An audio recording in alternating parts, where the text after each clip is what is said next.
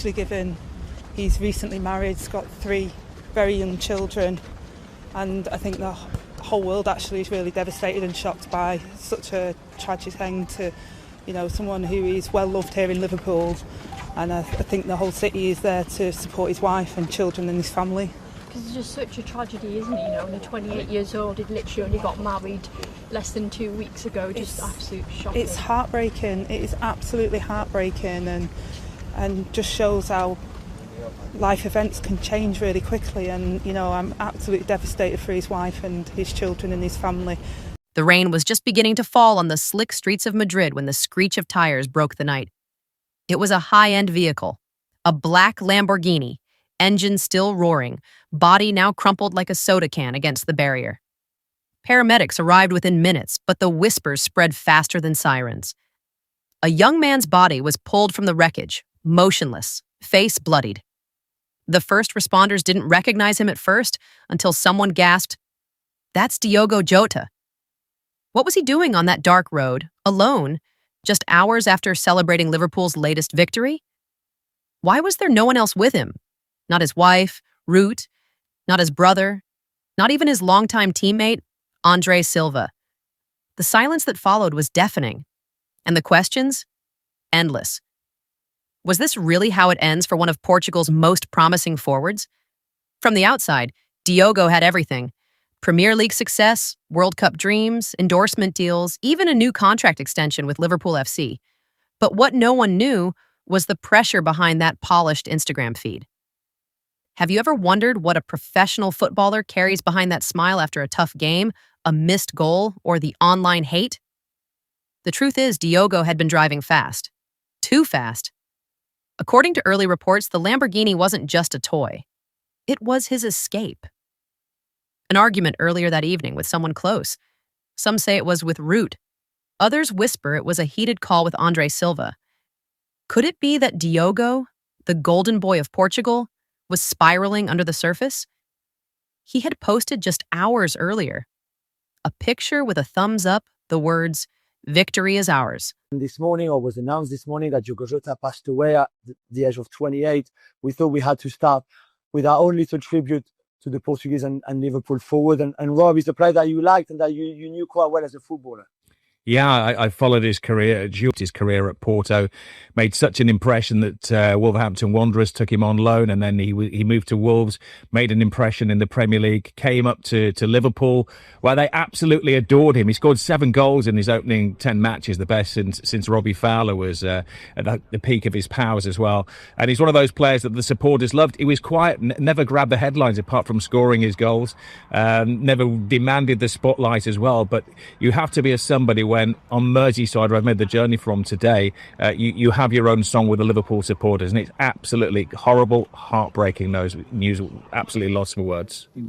A lovely guy as well in terms of personality, as well as being a great goal scorer and footballer. And there was so much, obviously, for him as a Liverpool fan, just won the Nations League with Portugal, to look forward to this new season with all the new signings, all the ambition. He had a few injuries last season again that maybe didn't give him the season that he would have liked. So all I thought, obviously, with the Jota family, with his wife, is they just got married last weekend. The 3 children that they have together, the whole Jota family, all the Liverpool family as well, all the fans, everybody that will be really, really deeply affected by this terrible news. Tomorrow, we rest. But tomorrow never came. Let's take a moment to go back just 48 hours before the crash. Diogo and his wife had been in Seville attending a charity event. Cameras captured their smiles, but one insider close to the couple noted Diogo seemed distracted, constantly checking his phone, stepping away for calls, one of which ended with him slamming his fist against a wall backstage. What was going on? Was it club pressure, personal struggles, or something deeper? Think about this. When you're a star at the top of your game, but still young, just 27, you're not supposed to break. You're not supposed to falter. But the pressure to always shine, can it kill you? And then there's Andre Silva. His reaction was immediate but cryptic. A single black square on Instagram, captionless. Fans rushed to comment asking, was he in the car too? Did you know? What happened between you two? That brings us to the day of the crash. Diogo was seen leaving Liverpool's training ground earlier than usual. Security footage from a local garage confirmed his Lamborghini was tuned earlier that week. Modified suspension, boosted exhaust. Why the sudden obsession with speed? A voice recording later surfaced. Just 17 seconds. Diogo's voice, angry, tired. He says, "I can't do this anymore. No matter how hard I try, I'm just a number. When I score, they love me. When I miss, I'm dead to them." Pause and think. How does a player like Diogo, adored by millions, feel invisible? And yet, none of it prepared the world for what came next. That night, at precisely 10:43 p.m., local police received a call from a witness, a delivery driver who'd seen the car spinning out on the wet road. He wasn't speeding like a maniac, the witness said. It felt like he was trying to run away from something. The moment his body was pulled from the wreckage, speculation exploded. Some say the car malfunctioned. Others claim he was distracted by a final message he never sent. A draft of a text was found on his phone. "Tell them I tried." Is this a story of a tragic accident? Or something darker? Did Diogo Jota simply lose control of a powerful machine? Or was the crash a desperate cry for help no one heard in time? And where was Ruth Cardoso in all this? The woman who had stood by him since his days in Paços de Ferreira? She's been silent since the news broke. No posts, no statements. But a source close to the family says she's devastated. She had been trying to convince Diogo to take a break, to step away, even briefly, and breathe. He never listened. Andre Silva, who'd been more than just a teammate, a brother in arms for Portugal, was reportedly the last to speak with Diogo before the crash. Their conversation, still under wraps.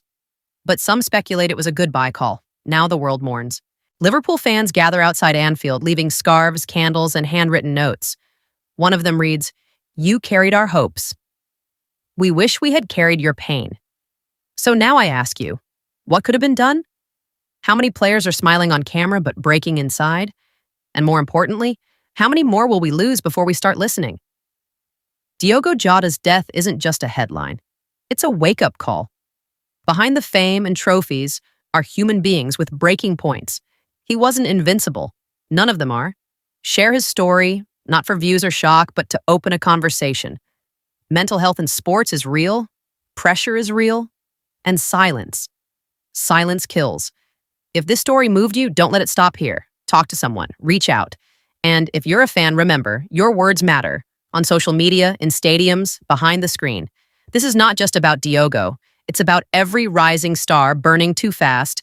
Let's not wait until another jersey turns into a memorial, because once the floodlights dim, it's too late.